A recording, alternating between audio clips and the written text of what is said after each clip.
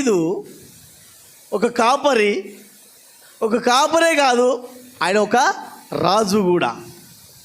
కాపరిగా ఉన్నప్పుడు లోయ అనుభవం ఉన్నది, కాపరుగా ఉన్నప్పుడు నదులు కాలువలు దాటే అనుభవం ఉన్నది, కాపరిగా ఉన్నప్పుడు గుడ్డేలును చీల్చి చెండాలే శక్తి ఉన్నది, కాపరిగా ఉన్నప్పుడు తన గొర్రెలను కాపాడుకునే శక్తి ఉన్నది. అయితే ఈ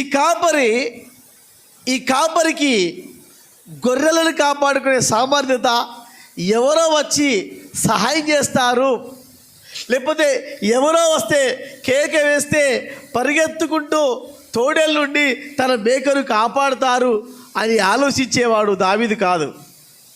కానీ ఇక్కడికి వచ్చాక గొర్రెల కోసం సహాయం చేసే వ్యక్తి, గొర్రెలను కాపాడుకోవడానికి శత్రు